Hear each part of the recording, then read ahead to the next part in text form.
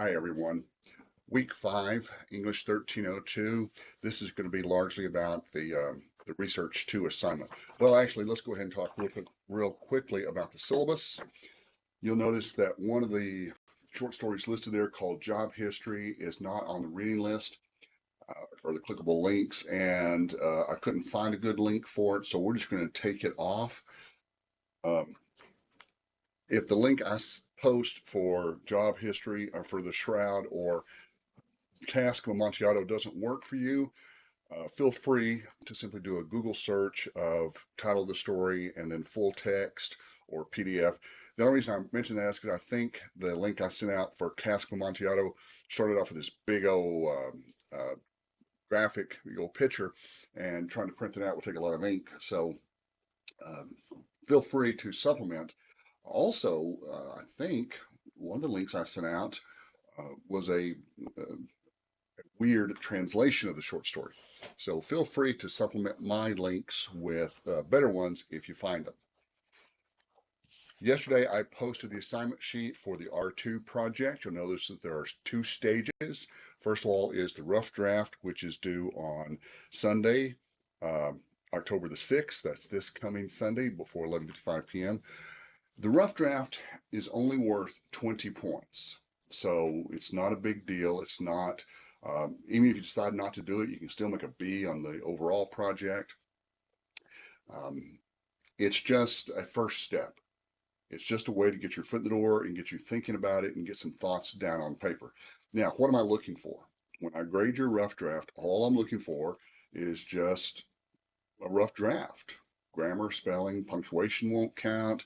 Even now, format, of course, yeah, it needs to be formatted correctly, but things like the structure, thesis, topic sentences won't really matter. I do encourage you to have a clear thesis because that'll help guide your revisions over the next 2 weeks or 3 weeks, the next 2 weeks.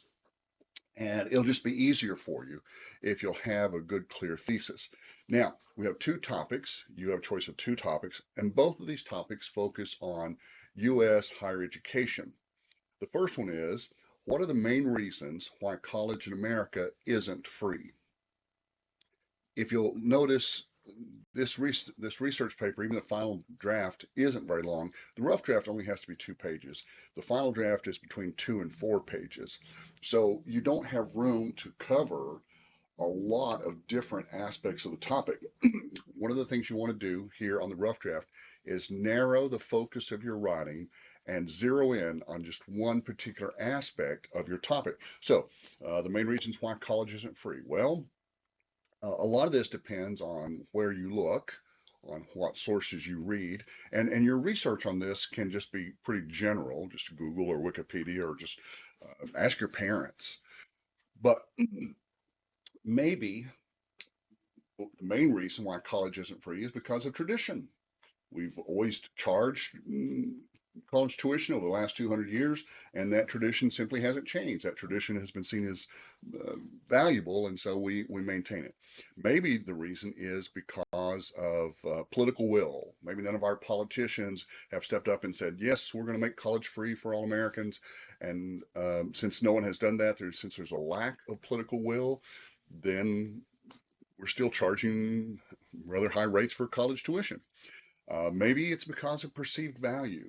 Maybe colleges realize that the more something costs, the more people perceive its worth. And so my degree is worth more because I pay more than if I went to some other institution. Maybe it's autonomy. Maybe colleges like to charge different amounts.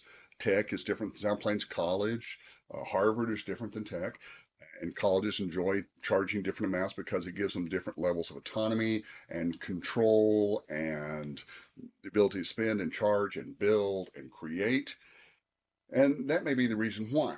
But pick one of those. Don't try to say it's because of perceived value and tradition, or it's because of perceived value and lack of political will. Just pick one. Remember, you've only got 2 pages. And in order to explain this topic well, to explain it clearly to your audience, you're going to need all of that. The final draft, you'll need 2 to 4 pages, probably bouncing off the ceiling there. So narrow the focus and just focusing on that. For the rough draft, you are more than welcome to just do general research.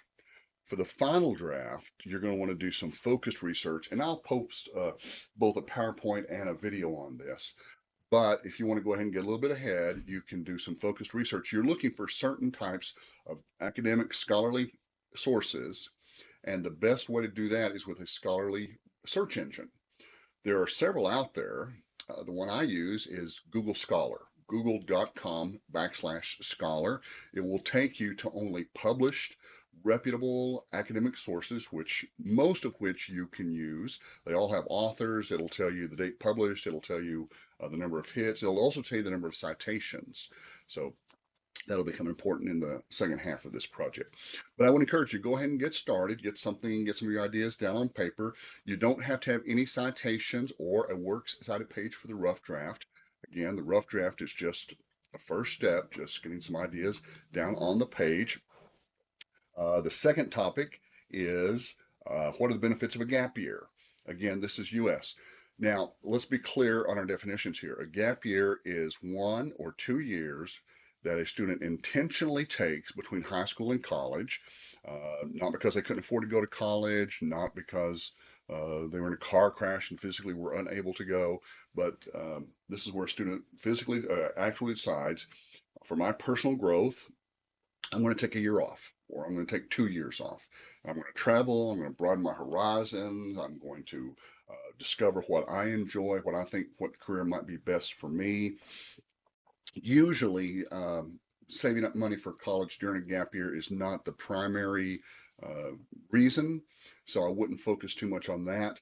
But you do want to focus on the benefits. What are the benefits of a gap year, 1 or 2 year time period between high school and college? You can talk about physiology. We know the brain isn't fully developed when most students graduate high school. You can talk about personal growth, personal understanding, lack of a worldview, lack of a world culture, lack of a U.S. understanding of America. Lots of times high school students grow up in the same town they're born in, and so their whole world is that one town.